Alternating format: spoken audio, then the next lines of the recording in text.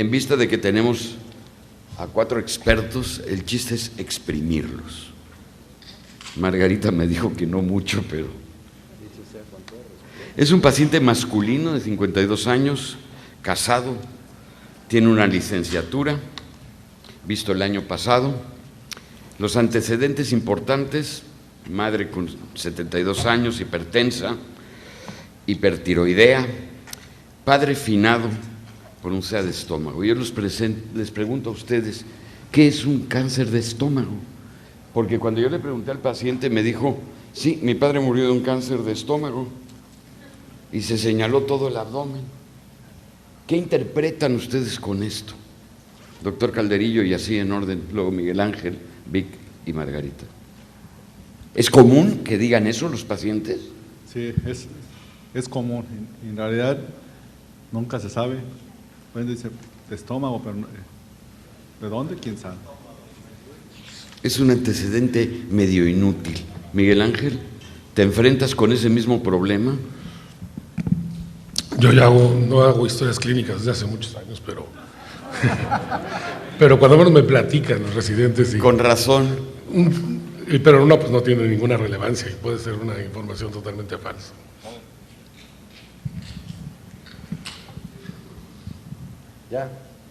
Ya. Margarita, ¿algo que agregar? ¿También te llegan a decir que tienen cáncer de estómago y señalan toda la panza prominente? Bueno, yo creo que depende también del nivel intelectual y cultural de los pacientes. ¿Es un paciente con una licenciatura? No, pues bueno, ahí ya no sé, porque realmente hay licenciados que tú dices, ya de dónde sacó el título, pero finalmente creo que sí es, o uno puede insistir un poco, que si nos puede especificar más, porque tiene… Yo creo que la historia clínica finalmente, porque aunque el doctor Miguel Mercado ya no la usa, pero yo creo que sí la debemos de seguir usando, y a lo mejor deberíamos de interrogar más, porque sacó él el diagnóstico de cáncer de estómago, y si no podemos obtener más datos, bueno, pues a lo mejor no tiene una gran relevancia, pero yo creo que sí tenemos que ser como muy sutiles para poder interrogar los datos que pueden ser importantes. En este caso en concreto se le preguntó a la hermana. La hermana fue más explícita, porque le hizo así a la barriga, estaba embarazada. Bueno, te digo, realmente sí no es el dato más importante y puede o no tener alguna relevancia en una enfermedad. Gracias. Victoriano, ¿querías agregar algo? Allá en la Sierra Tarahumara, Baja Tarahumara, Chihuahua, se habla de debilidad. ¿De qué murió su mamá? De debilidad. Eso es otro término muy empleado y que está mejor el del cáncer de estómago, ¿no? Muy bien. El resto de antecedentes no patológicos, como ven, no tiene ninguna importancia. Tiene un trastorno depresivo mayor que está en tratamiento, padece de lumbalgia crónica y en el 2009 le quitaron el apéndice. Está tomando Pristic una vez al día, Tempra, ahora verán por qué, y un antibiótico, una sola dosis de antibiótico intramuscular. Y dice, sí, doctor, fue una ampolleta, y sin ningún otro dato. El paciente, 15 días antes, empieza con un malestar generalizado y 2 días antes de venir al hospital se agrega escalofrío, fiebre de 40 grados centígrados, tos no productiva, cefalea. No hay ningún elemento atenuante ni exacerbante para la sintomatología, por lo cual él va con un médico quien indica la medicación que les dije, el paracetamol, y una dosis de antibiótico parenteral, lo cual obviamente no modifica el cuadro y no hay síntomas agregados. 110/60, 70 de frecuencia, 17 respiraciones, 38/9 al llegar al hospital, saturando 96% al aire ambiente. Paciente alerta, sin nada que agregar. El abdomen es un abdomen globoso, panícula de pozo moderado a bastante, doloroso, tanto la palpación media como profunda en hipogastrio y sobre todo en fosa ilíaca izquierda, donde hay resistencia muscular moderada y a la descompresión hay un franco aumento del dolor. Hay timpanismo y la peristalsis está disminuida. Extremidades, etcétera, nada. ¿qué le hacemos, doctor Calderillo? A lo mejor es que las frecuencias que se toman en urgencias se toman por default. Ponle 80, ponle 70.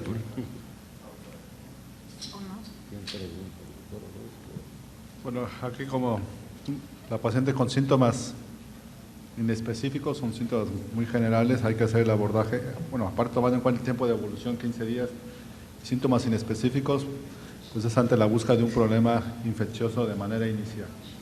Algo agudo, infeccioso, piensa usted. ¿Qué le pido? Pues lo que tiene usted ahí, Sí, la D, es la que D. suena. Miguel Ángel, ¿alguna discrepancia con el doctor Calderillo? Yo me iría por la A y la C y la E las eliminaría completamente. Y la D y un poquito más es parte de cualquier entrada a un servicio de urgencias, pero yo me iría por la A. El ultrasonido es interesante que a lo que va a evolucionar. Yo hace 2 décadas lo veía que se usaba como estetoscopio y realmente vamos a evolucionar o van a evolucionar los médicos a que el ultrasonido sea una, como lo han visto ustedes, una laptop que se abre y que se puede hacer sin necesidad de muchas cosas. Ve uno muchas cosas interesantes en un estudio nada más de tamizaje con ultrasonido, pero yo me iría por la A. Victoriano. Yo quería agregar que sí tiene importancia una ampolleta de antibiótico, la que sea, porque te enmascara el cuadro, no sirve para nada.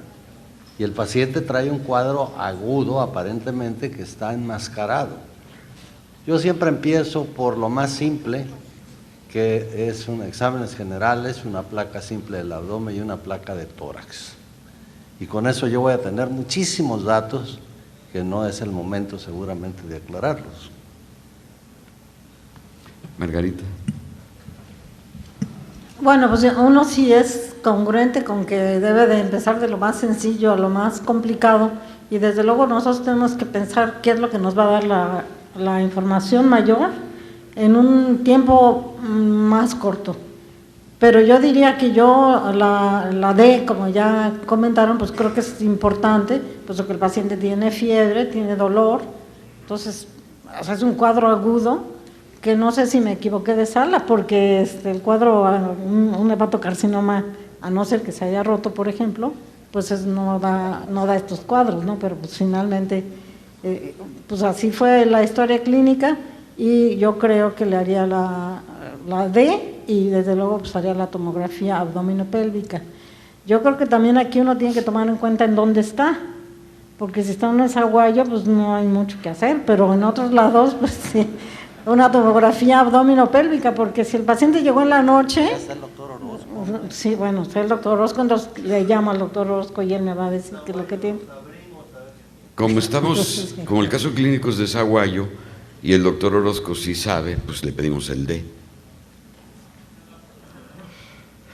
La bioquímica normal, pero 18.200 leucos, 4 bandas, 82% neutrófilos, 1% linfocitos, hemoglobina 11.8, microcítica hipocrómica, 33 de hematócrito, 316.000 plaquetas, amilasa, lipasa normales, general de orina normal, y yo no sé, ¿por qué reacciones febriles, doctor Calderillo? Eso… ¿Por qué una reacción es febril? ¿Alguien usa de la mesa las reacciones febriles todavía? No, yo desde luego que, bueno, nosotros ya las tenemos a la basura cuando nos llegan y yo me acuerdo de una plática del doctor Esquivel que todo el mundo recordamos con mucho cariño, que tenía una plática realmente muy, muy bonita en cuanto a ¿para qué sirven las reacciones febriles? Para nada. Pues realmente, pero bueno, como estaba en Zaguayo, pues ¿qué hacemos? Pues ni modo. Pues ni modo. Reacciones febriles. Pero desde luego, bueno, los leucocitos están elevados, las bandas un poquito altas, o sea, eso como que nos apoya el diagnóstico de que tiene un cuadro agudo, tiene un poquito de anemia, o sea, como que realmente la cosa no está bien en este paciente. Y no te equivocaste de salón, Margarita. Estás en el correcto. Estoy en el correcto. Eso sí. La radiografía de tórax, nada relevante. La placa simple, si se toman la molestia de ver hacia el lado izquierdo, como que se había amputado el colon, cortado, como que hay ausencia de Austras en ese lado, pero por lo demás, nada importante. Durante su internamiento, el paciente sigue febril, 38,8, dolor abdominal, más localizado todavía en el abdomen izquierdo, y el paciente evoluciona francamente mal, se está deteriorando. Hace un pico febril, otra vez de 40, y en ese momento se le toman hemocultivos, y la nueva biometría hemática al día siguiente muestra igual, 18,000 leucos, 5 bandas y neutrofilia. En este momento, Miguel Ángel Mercado, ¿qué le harías? Para ver a qué ha progresado, debe tener, ahí suena como que si tuviera una diverticulitis, por frecuencia, por el tipo de aparición, tiene evidencia de pérdida de sangre crónica, que puede ser de otros sitios, pero ahí pusiera ser una diverticulitis o inclusive un cáncer colorectal que esté haciendo algún procedimiento o alguna manifestación rara, pero yo quisiera la tomografía nuevamente. Hay unas que se pueden hacer sin mucho lío, ahí todo el mundo las conocemos, hay aparatos que lo pasan uno en 40 segundos y se ven muchas cosas, aún sin contrastes, y da muy buena idea de extraordinarias ideas, hasta calculitos chiquitos los veo. Tus deseos son órdenes. Se les da una tomografía y vean aquí el engrosamiento de la pared colónica y cómo afuera hay burbujas de aire. Ahorita les pongo más. Hay una buena presencia de masa pericólica, persiste, está infiltrado. El diagnóstico tomográfico es presencia de absceso pericólico con estrechamiento de la luz colónica por probable enfermedad diverticular, tal como decía Miguel Ángel, una diverticulitis. El hemocultivo es positivo para Escherichia coli con esas sensibilidades. ¿Qué hacemos, Victoriano? Bueno, lo que debe de diagnosticarse como masa ahí, lo importante es ver cómo está la grasa. Infiltrada y con burbujas de aire. Los radiólogos le llaman grasa arañada. Así es. Y eso implica que hay un proceso destructivo del tejido graso y la da la diverticulitis, eso no hay duda. Yo tengo un amigo por acá, aquí que tuvo eso, que lo veo sentado acá enfrente. ¿Pero qué le hago? ¿Qué le hago? Sí, no lo operó porque sigue vivo. ¿Qué le hago? Pues hay que... La mordaz Margarita hizo un llamarle comentario muy adecuado.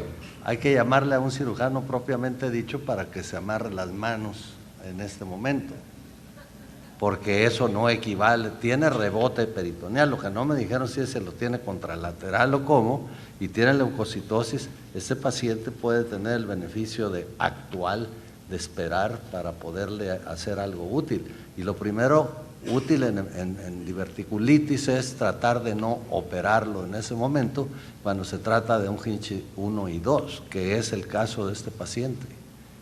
No creemos que tenga popó allá adentro ni nada, este es un absceso. Y si es un absceso, es señal de que ya pasó por todas las etapas esas.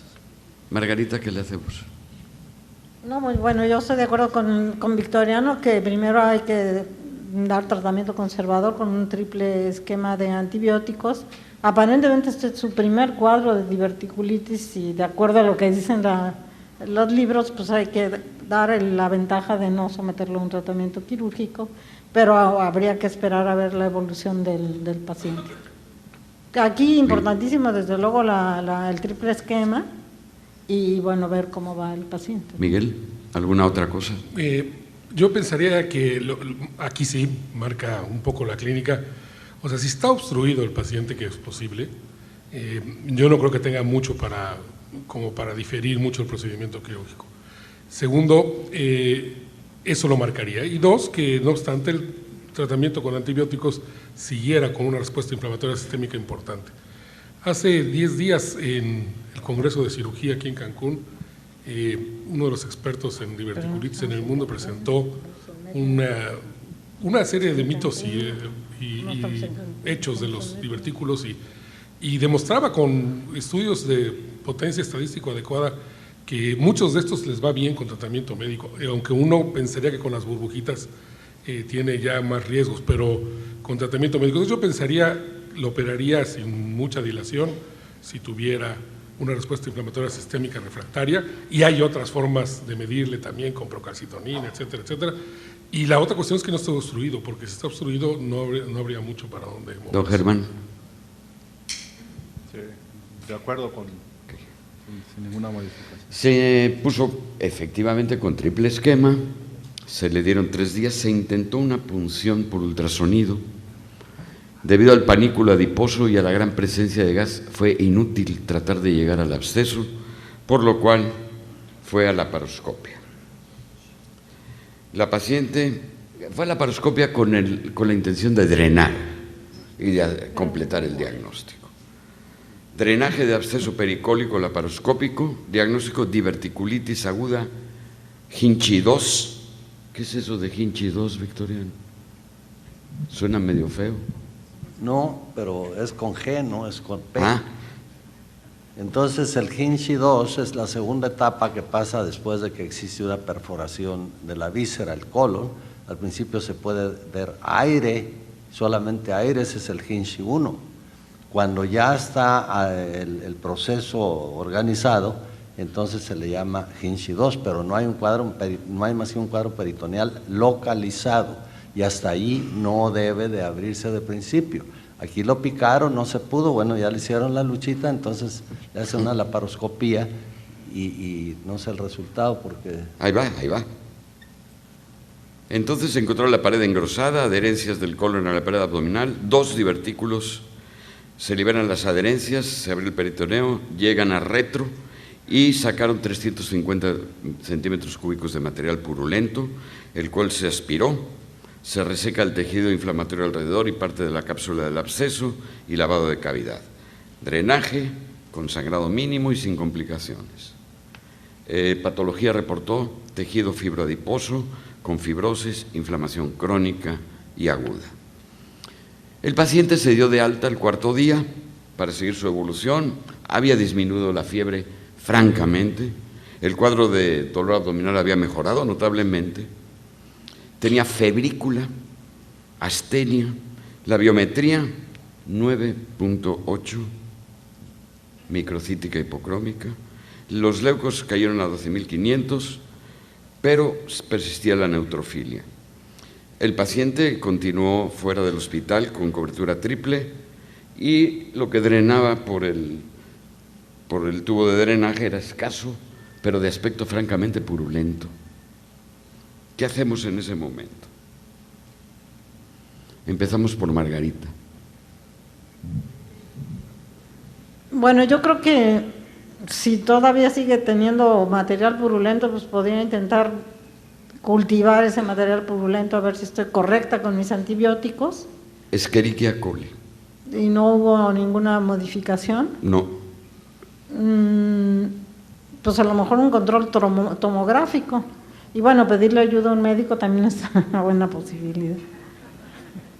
Un control tomográfico. ¿Cuántos días?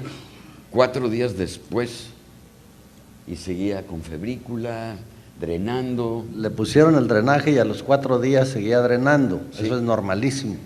Que drene y si se lo dejas un mes le va a seguir drenando. Eso tiene que quitarse a… Pero el estado del paciente era malo. Ah, esa es otra seguía cosa. deteriorando. Es Se los otra dije, cosa. nada más que no pelaste.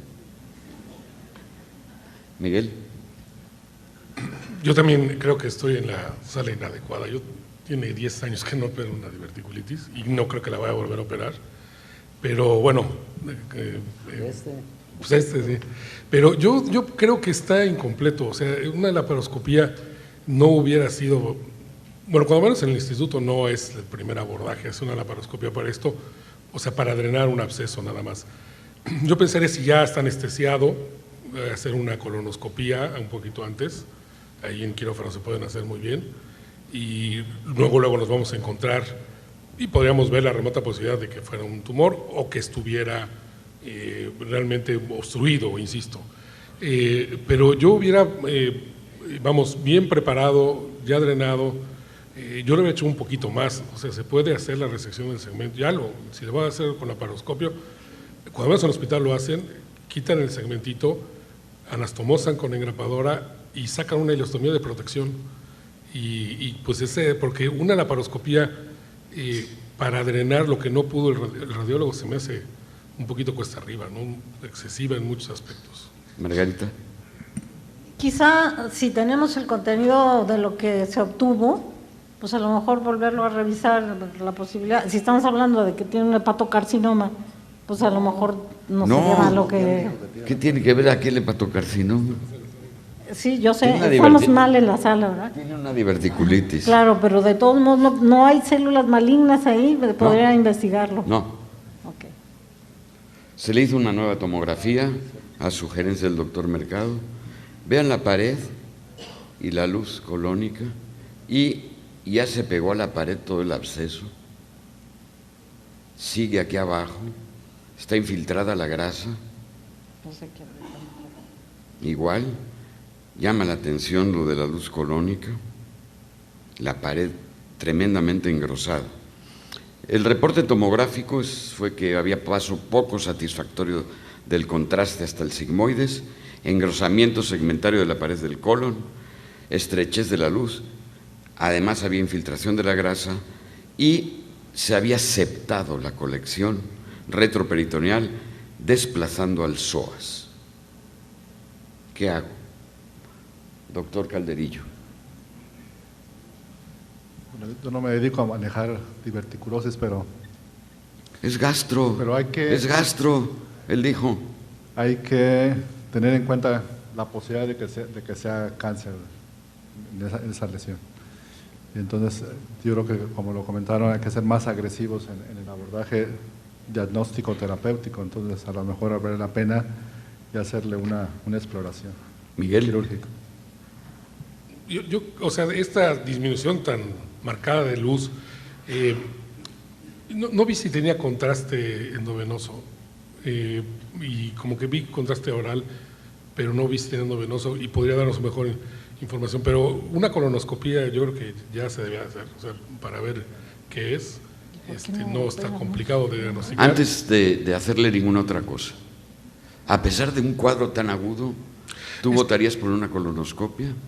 Yo creo que sí, porque digo, un cuadro tan agudo que sí orienta una diverticulitis, pero también puede ser un cáncer, eso y yo creo que se puede hacer y definitivamente ya después a seguir de eso, hacer una, si alguien en el hospital son muy dados a hacerlas con laparoscopio, pero dependiendo de las características, la disposición, pues sí haría un procedimiento para intentar retirarlo, sí, porque está obstruido, yo digo que está obstruido, a mí me llama la atención que… Victoriano.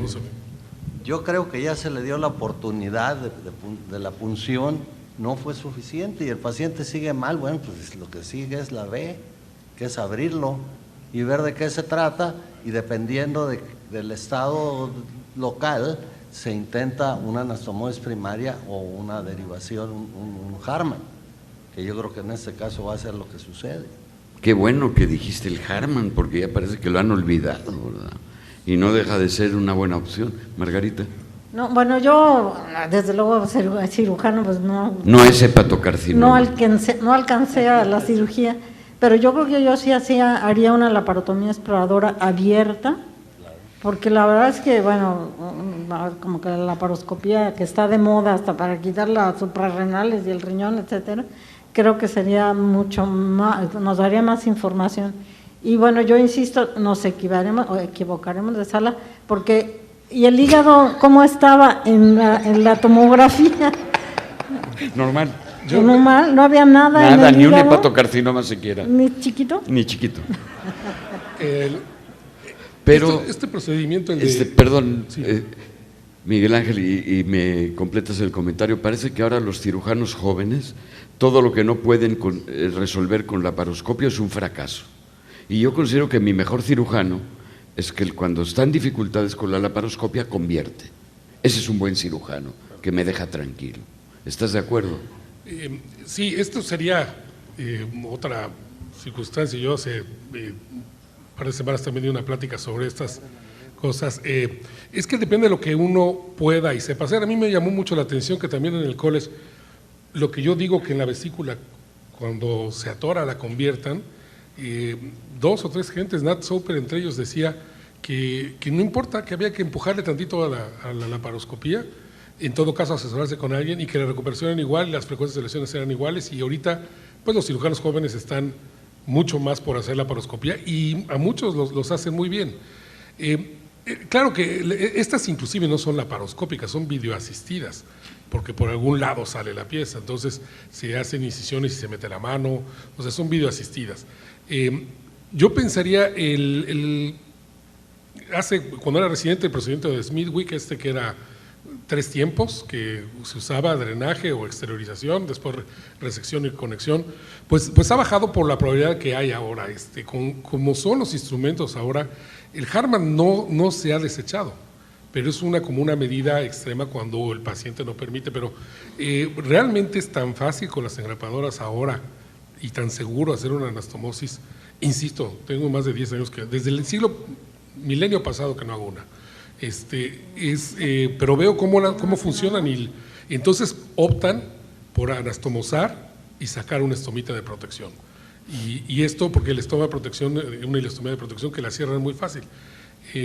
Y cuando queda duda, pero yo también coincido contigo que el decir que se haga abierta o laparoscópica es una forma de hacer las cosas, totalmente de acuerdo, que no puede seguirle, le abre.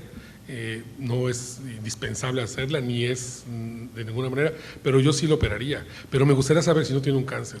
Victoriano, ya se perdió las viejas reglas de que si hay infección, no anastomoses. Ya se perdió la vieja regla de si los diámetros del distal y el proximal son diferentes, no anastomoses, te va a ir muy mal. Porque ahora ya veo que todos quieren hacer anastomosis primaria. Pobre paciente, un Hartmann no es tan malo, y operarlo cuando haya desaparecido la infección y los calibres sean razonablemente iguales, me parece protección para mi paciente. ¿Tú qué piensas, Victoriano? Yo pienso que ese paciente, como a todos los enfermos en la actualidad, se trata de evitar las ostomías, eso ya es un hecho. Pero si uno ve que las condiciones locales, la sepsis es importante, vale más correr y decir, cierro aquí y saco el asa acá. Y la otra opción que se puede hacer es la de otro tipo de protección, que es una ilostomía en asa, y entonces ya uno desfuncionaliza todo el colon, claro, y aquel lo puede cerrar con anestesia local, esa es otra opción. Pero si las condiciones locales son de sepsis importante, no es tan fácil tomarse, porque el señor ya tiene, ¿qué edad tiene el paciente? 52 años. Ah, no, en realidad está joven. Está joven. Por eso te pregunto a ti. Ahora, Jorge, está obeso, digo, así que se habla mucho de que, como dicen, quién es alcohólico, el que toma más que su médico, quién es gordo, el que está más gordo que su médico. Pero yo pensaría, con la obesidad que tiene el laparoscopio, y esto que preguntabas es totalmente cierto, de veras. Yo no tengo, porque hay que tener experiencia para saber qué engrapadora y cómo dispararlas. Pero los cirujanos de colorecto, que ya está muy separadito de la cirugía general, estas operaciones, le saben muy bien y tienen una variedad de cosas que tus dos preguntas, la asimetría entre los diámetros, la presencia o no, son extraordinariamente efectivas las engrapadoras, extraordinariamente efectivas. Y con los armónicos, por ejemplo, se quitan muy sencillo esto. Yo no lo he hecho, pero a veces me meto a verlos. Y lo ve uno como lo hacen y son, como todo, entrenarse en algo y le sale. Pues vamos a ver qué hicieron nuestros jóvenes cirujanos laparoscopistas. Se llevó a quirófano laparotomía, pero abierta, ya no cerrada. Y se encontró una masa en la unión de descendente con sigmoides. Abajo de esa masa había un divertículo con una perforación y un proceso inflamatorio agudo. Se hizo cirugía oncológica ante la evidencia de un probable cáncer de colon y el diagnóstico histopatológico fue adenocarcinoma de colon bien diferenciado, afectando toda la pared colónica, solamente un ganglio local con evidencia de infiltración neoplásica, pero había permeación linfática y venosa. Se estadificó como T3N1.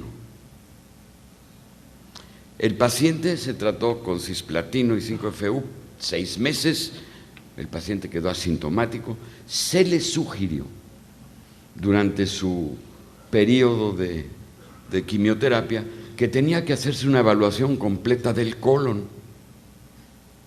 El señor rehusó. ¿Cuál debería ser el seguimiento de este paciente? Establecer el estado del colon con una colonoscopia, como se le sugirió, seriar el antígeno carcino embrionario en forma semestral, tomografía anual, ultrasonido abdominal periódico. El antígeno después de la cirugía fue normal. En orden, empezamos con Margarita, que es la fiera de aquí. Bueno, yo creo que establecer el estado del colon con colonoscopía, puesto que existen tumores pues sincrónicos que en un momento dado, no sé si durante la laparotomía se estudió el resto del colon. El antígeno carcino embrionario también debería de hacerse y pues la tomografía probablemente también, aunque pues yo sigo pensando que nos equivocamos de sala, porque todavía no había... Pues ya apareció un cáncer. Sí, pero no donde nos dijeron que iba a estar. Ah, no, a mí me dieron otra información, que era una mesa de diverticulitis. Todo esto se le propuso al paciente. El paciente dijo que lo dejaran en paz de colonoscopias, que con la quimio tenía suficiente, y se perdió para seguimiento. 2 años, 1 año 8 meses. Y regresa. Y quiero decir que definitivamente el divertículo era uno y el cáncer el otro causante, porque los divertículos del lado izquierdo, los tumores del lado izquierdo, es dificilísimo que se perforen, entonces no hay la posibilidad de que el cáncer se perforara. Los del lado derecho se perforan más fácil, los que sí se perforan son los divertículos. Ahora, tiene un carcinoma avanzado del colon y ese paciente tiene que tener seguimiento. El antígeno carcino embrionario es lo más sutil y lo menos invasivo, por lo menos cada 3 o 4 o 6 meses, y a la primera elevada que se dé hay que buscarle al hígado a ver qué pasa. No les hagan mucho caso en la gramática, ¿eh? No es invasivo, es invasor. Y no es colonoscopía, pues si no es pájaro, no pía, es colonoscopia.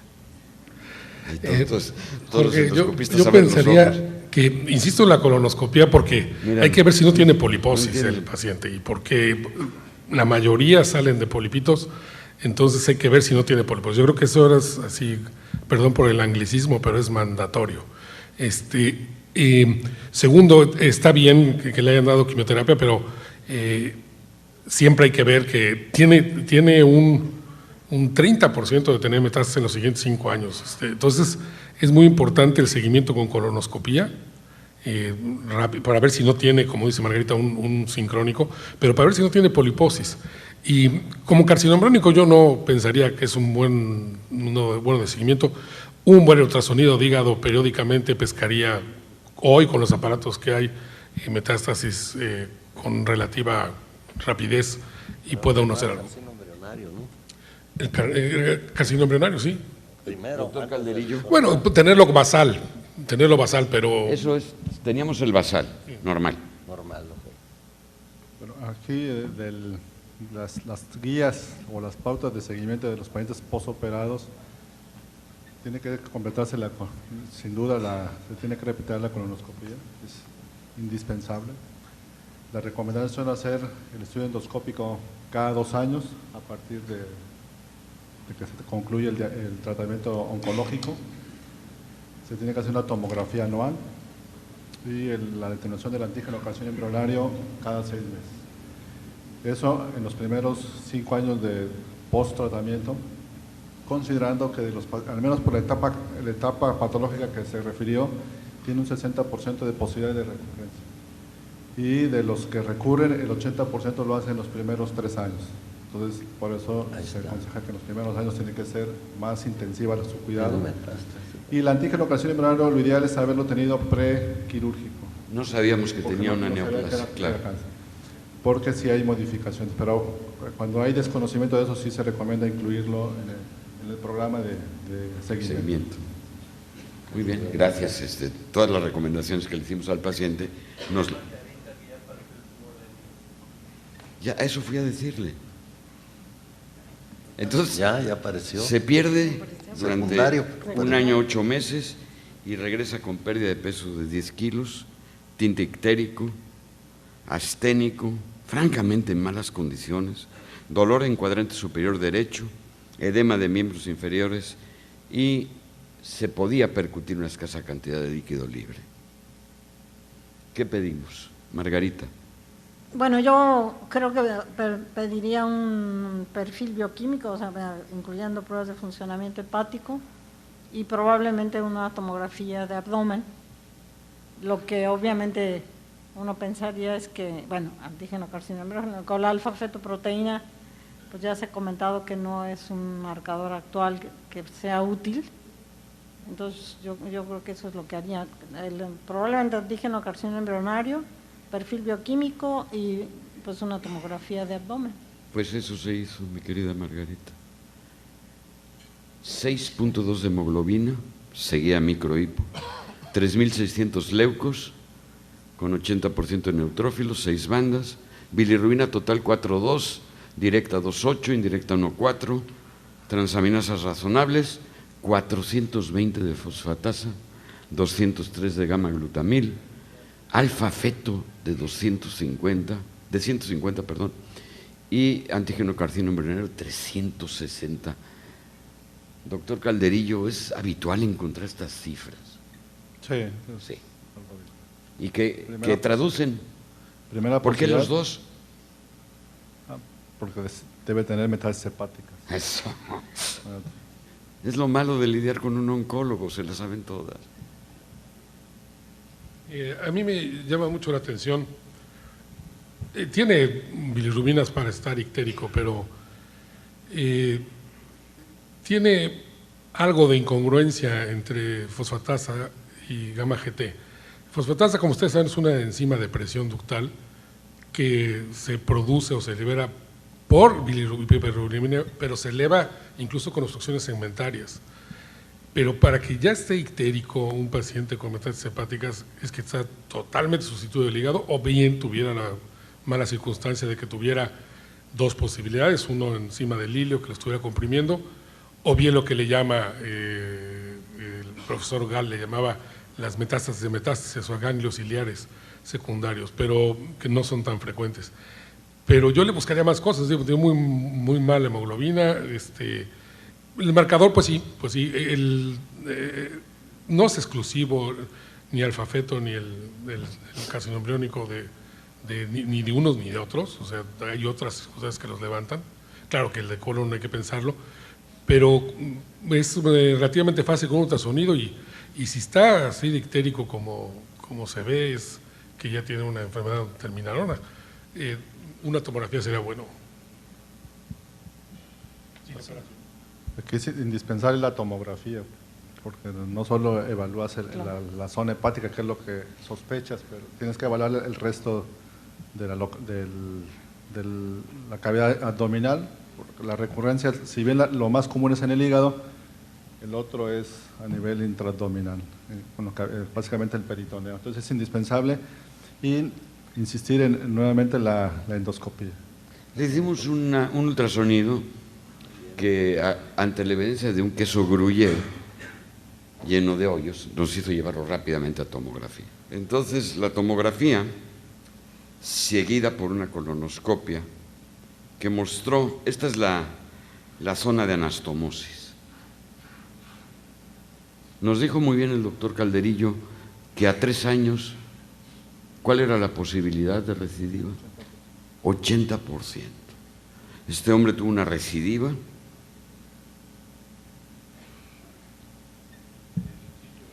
en el sitio de la anastomosis. Pero eso es o sea, es que oncológicamente no fue bien manejado. O sea, hay que ver, muy importante en la pieza, la cosecha ganglionar. Pero el promedio de que uno espera para poder estadificarlos bien, es un número muy bien establecido, 12 ganglios hay que sacar cuando menos, con laparoscopio o sin laparoscopio. No, esto fue abierto y se sacaron Sí, toda la cadena o sea, ganglionar, se con todo, examinaron pero 30 y tantos ganglios. 30 y tantos con uno positivo. Pero el hecho de que recidive local quiere decir que no se movieron bien en márgenes. Habría que verle. Esa era una pregunta que yo esperaba con ansia. El margen distal solo tenía 0.3 centímetros. No, pues no. Y tenía invasión venosa y linfática. Se fueron muy cortos. O sea, yo considero muy importante la defensa del ganglio perilesional, pero que tenga invasión linfática y venosa. Es que pues así son. La pieza es lo que da.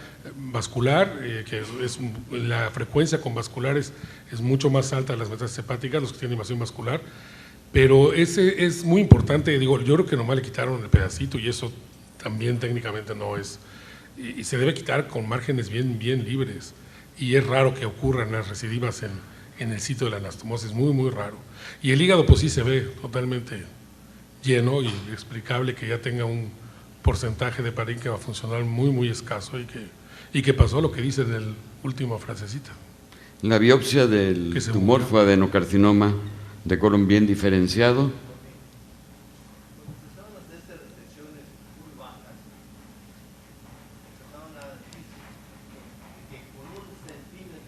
Al micrófono. Muy lejos, ya está, no está en edad. Es cierto que lo ideal es tener cuando menos 5 centímetros de margen del tumor al borde quirúrgico, pero cuando se empezaron a hacer anastomosis muy bajas para conservar el ano, empezó a decirse que hasta 1 centímetro de margen microscópico libre es suficiente para considerar que no dejaste tumor. Entonces 1 centímetro, aquí dices que fue 0.7. 0.3. No, o sea, dejaron tumor. Cuando menos 1 centímetro libre microscópico, y entonces sí consideras que es completo. Sí, señor. Cuando haces anastomosis muy bajas. Un paciente que no puede seguir las instrucciones, que no podemos tener un seguimiento, etcétera, con un margen de resección muy corto, ¿cuáles son las posibilidades de que sobreviva, doctor Calderillo? Este paciente tenía prácticamente toda la de perder. Desde la manera de presentación, porque los cuadros, cuando un cáncer de colon se presenta de esta manera aguda, ya sea obstruido, perforado o asociado a problemas infecciosos, por ese simple hecho se reduce su supervivencia. Más todos los demás datos que ya se comentaron, es un paciente con al menos etapa 3 de colon, con factores adversos como fue la primación vascular, linfática. Entonces, todo lo tenía en su contra. Y aparte el paciente colabora con su nada apego al seguimiento, entonces era de esperarse que el paciente falleciera al momento. Yo creo que esto es importante, dado todo lo que se ha venido diciendo de seguimiento y seguimiento de los pacientes con un cáncer, y que este señor pues simplemente no cumplió, entonces sus posibilidades eran nulas. Miguel Ángel, ¿tú consideras que el aumento de presión intracolónica por la disposición del tumor condicionó la diverticulitis? ¿O crees que fueron dos eventos separados? Hay cánceres que hacen esto. O sea, no es infrecuente, digo, no es muy común, pero no es infrecuente. Hay cánceres que hacen exactamente un cuadro igualito, una diverticulitis, y lo hace porque se infecta y se absceda y se perfora y se sella. Yo sí creo que le faltó un poquito de operación, y más si la hicieron abierta. Debe haber tenido bórdenes bien lejos, y ya me aclaraste que tiene una buena cosecha ganglionar, lo cual desafortunadamente no tuvo esa posibilidad, pero él debe haberse hecho un seguimiento con la cuestión de la invasión vascular, colonoscopía y un ultrasonido con ALP pesca 1 los chiquitos. Y la otra cosa es la biología tumoral, ¿no? Que de pronto se dispara notablemente. Hay veces que se los encuentra uno al revés, que tienen un metástasis hepáticas y el tumor de colon. Por cierto, hay una tendencia muy interesante a tratar quirúrgicamente las metástasis hepáticas de inicio y después el cáncer de colon. Se llama así el liver first, se llama, perdonando el anglicismo. Entonces, pero aquí cada caso tiene una biología tumoral muy distinta. Hay tumores extremadamente agresivos y hay unos que abren con una metástasis solita que permite quitarla. Es muy importante el multidisciplinario. O sea, yo creo que lo más difícil, estoy seguro que a ustedes les ha tocado, eso sí, para que veas, esas sí las hago muy seguido, las metástasis hepáticas de alguien tratado con quimioterapias son una buena pesadilla para todos. El hígado se hace muy esteatóxico y si no hace flebosclerosis, hace esteatosis y son muy difíciles, son hígados difíciles de manejar técnicamente. Pero debe ser multidisciplinario y yo creo que sí, pues también el solito se ha de haber tomado alacrán azul. Que les Victoriano. Yo estoy viendo que le están tomando demasiada atención a los linfáticos, que es cierto para etapificar. Pero si el paciente tiene permeación vascular y linfática, ya se fregó el asunto. Puede tener, lo más probable es que tenga metástasis al hígado muy pronto. Y entonces, claro, hay que seguir el tumor primario, hay que seguir con antígeno carcino embrionario. Y a la primera de elevarse, ya sabe uno, aquí no dio ni chance porque no vino el paciente. Pero una pregunta específica para ti, Victoriano, a propósito de los comentarios de Miguel Ángel. ¿Tú crees que en una laparotomía abierta, con un proceso inflamatorio, el cirujano no debía haber recurrido a patología en el transoperatorio y ver márgenes y extender la resección, etcétera? Bueno, podría ser una opción, pero si uno sabe dónde está la masa y se extiende lo más que se pueda hacia abajo y hacia arriba, pues no creo que sea pero tampoco. Se complica con un proceso inflamatorio agregado. Bueno, a veces lo que pasa es que no quiere ¿cómo se llama? Desvitalizar mucho uno, pero ahí no importa. Y además lo tenía en sigmoides, tenía unos márgenes para abajo y para arriba. ¿En la unión de rectos sigmoides? En la unión. En la unión. No, pues si pasándose tampoco unos 5 centímetros del recto ya no hay bronca. Pues sí, pero también es lo que dice Héctor, luego tratan de preservar demasiado. Así es. Margarita, ¿qué te parecen los marcadores tumorales? Bueno, ya habíamos dicho que el alfa-fetoproteína no, puede o no tener algún significado, pero bueno, en este caso estaba elevado y el otro pues también estaba elevado. Yo quizá, en este caso yo creo que con un simple tacto rectal hubiéramos sabido qué era lo que estaba pasando con el paciente. Y sin embargo no lo... Bueno, aquí yo creo que el problema... Mídele los dedos a Margarita. No, bueno, el mío no. No vamos a saber nada con un tacto rectal, pues qué... Pero el de Victoriano puede ser que si llegara... No pasaba claro. del recto. El problema aquí es el paciente que no quiso seguir su evolución y obviamente pues ahora, de cualquier manera si lo hubiéramos seguido su evolución de todos modos no hubiera sido muy buena porque ya como estaba el hígado está un poco complicado, pero desde luego pues aquí quizá una enseñanza es que pues que uno debería de hacerse una evaluación clínica cada determinado tiempo para tratar de prevenir estos problemas. El antecedente familiar a lo mejor era un cáncer de colon que nunca lo supimos, porque no se... Pero yo creo que aquí el problema es que los pacientes, hay buenos y hay malos, sí. Y este era un mal paciente. Antes, Victoriano, un segundo, el doctor Calderillo me había pedido la palabra. Bueno, dos comentarios. Uno es, el seguimiento sí es extremadamente... El seguimiento tiene que ser es extremadamente importante porque en este caso específicamente que tenía todos los factores para saber que iba a recurrir, pues cuando regresa con ustedes es porque ya estaba premorte, pues ya no había nada que hacer. Si este paciente se le hubiera identificado al momento, lesión muy pequeña en el sitio de anastomosis o cuando empezaba la elevación del antígeno carcino embrionario, seguramente que algo se le hubiera hecho y estaría todavía vivo. O al menos su perspectiva de vida hubiera cambiado de manera considerable. Es así como que... ¿Comentario final, Miguel Ángel? Las dificultades. Una cosa interesante en defensa de los cirujanos, este paciente estaba subocluido, entonces no se puede preparar bien el colon, esa es una circunstancia que siempre el cirujano de colon y recto y maneja que tenga bien preparado el colon para poder elevar. Pero esto ya aquí debe tener mucha materia fecal proximal al tumor y esto hubiera hecho que sí probablemente uno opte por hacer un estómago. Y esto pues pudo haber hecho que pensara que era un divertículo y que como no estaba preparado no lo hicieran, pero yo creo que una parte importante es que se quedó corta la primera operación. La primera operación debe haberse hecho un poquito más amplia. Es inusual que reaparezca en el sitio de la anastomosis, excepto cuando pues, no se quitó completo. Victoriano, un último comentario. Yo quería comentar lo siguiente, ya los cirujanos de colon y recto dicen que no le haces embarre uno de caca, que no hay problema, que lo mismo es operar con sepsis ahí, con excremento o no, eso es una tontería desde mi punto de vista. Yo estoy de acuerdo que bien preparado es mejor, primero. Segundo, este paciente, el único marcador que tiene valor allí es el antígeno carcino embrionario. ¿Por qué el paciente tenía alfa-fetoproteína positiva? Eso es una falsa elevación porque está ictérico. Entonces no hay que hacerle caso a la alfa-fetoproteína.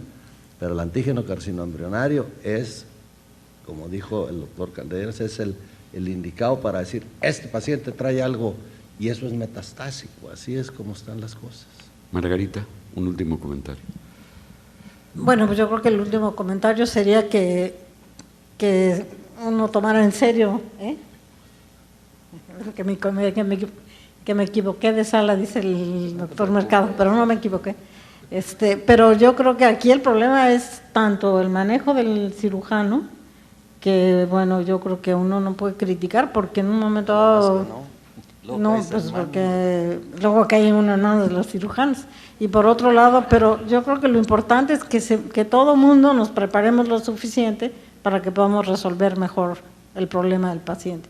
Y quizá uno tendría que ser más insistente en decirle, si usted no sigue las indicaciones y no se está evaluando cada determinado tiempo, pues sucede lo que sucedió con este paciente, que a lo mejor de todos modos hubiera sucedido, pero por lo menos hicimos la lucha, que yo creo que eso sería lo importante. Muchas gracias. En conclusión, el cirujano que se enfrenta a un problema oncológico debe tener amplios conocimientos de lo que se está enfrentando y hacer una cirugía adecuada. Segundo, el paciente que no va a seguir las recomendaciones y la vigilancia adecuada va a acabar como este buen señor. Y tercero, ha sido un honor tenerlos en esta discusión. La biopsia de hígado dijo que era un hepatocarcinoma. Nada más para tenerte contenta. Muchas gracias. De nada. Gracias a todos. Dos cosas. No me equivoqué. Dos cosas antes de que se vayan.